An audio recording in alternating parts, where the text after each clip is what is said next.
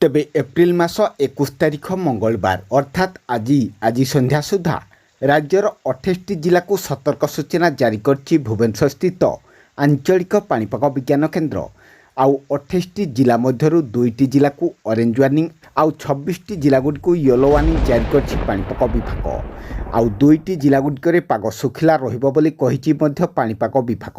तेबे ओडिशा राज्य रे जेउ 2टी जिला गुडी को ऑरेंज वार्निंग जारी करछि पाणीपाग विभाग उक्त जिला गुडी बिजुली वर्षा सांगकु पवन बोहिबो जार बेग घंटा प्रति 50 ରୁ 60 किलोमीटर रहिबाकु थिबा बेले उक्त 2टी जिला गुडी कुआपथर माड़ हेबार मध्य संभावना रहिथिबारु कमला रंगर चेतावनी अर्थात ऑरेंज वार्निंग जारी करछि पाणीपाग विभाग।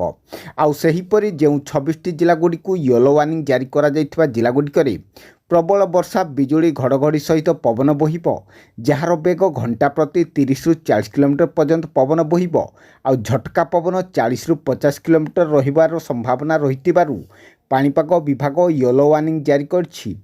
तेबे आज संध्या पर्यंत केउ 2टी जिला गुडी प्रबल झड़ वर्षा पई ऑरेंज वार्निंग आउ केउ 26टी जिला गुडी बिजुली वर्षा पई येलो वार्निंग जारी करछि पाणीपाग विभाग। से सबुर संपूर्ण खबरटी जानिबा पई भिडियोटी को शेष पर्यंत निश्चित भावे देखंतु। आउ जदि ता पूर्वरु आम उज्जैन उड़िया चैनलटी को एपर्यंत सब्सक्राइब करनथिले एबे ही सब्सक्राइब कर दियंतु आउ पाखर थवा बेल आइकनटी को दबाई दियंतु। आगकु मध्य एहिपरि पाणीपाग संबंधी समस्त प्रकार टेक्निक अपडेट खबर गुड़िक सर्वप्रथम जानिबा पई। तेबे ओडिशा उपकूल ओडिशा एवं पड़ोशी उपरे समुद्र पतन ठारू 1.5 किलोमीटर उपरे उपर वायु घूर्णिबलय जारी रही। आउ एहार प्रभाव रे आज संध्या सुधा ओडिशा राज्य रे प्रबल वर्षा हेबो। तेबे आसंतु प्रथमे जानिनेबा केउ 2टी जिला गुडी प्रबल वर्षा पवन हेबाकु थिबा जिला गुडी को ऑरेंज वार्निंग जारी करा दिथिबा जिला गुडी होउछि केन्दुझर मयूरभंज।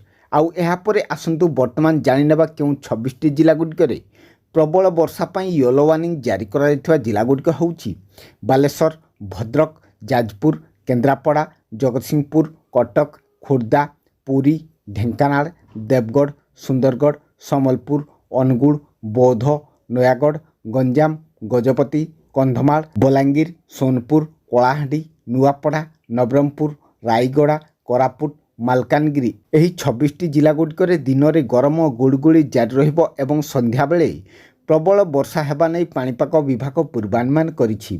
आउ 2टी जिले में पाग आज सुखिला रहिबो। आउ से सबु जिला गुडी मध्यरु झारसुगुड़ा बरगढ़ एही 2 जिले में आज पाग सुखिला रहिबा नै पाणीपाग विभाग पूर्वानुमान करिछि। तेबे आपण माने केउ जिल्लारु देखुचंती आउ आपणको जिल्लारे पाग किपरि रहिछि कमेंट करंतु।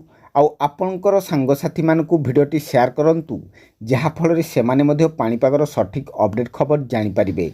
रहुछि जय जगन्नाथ।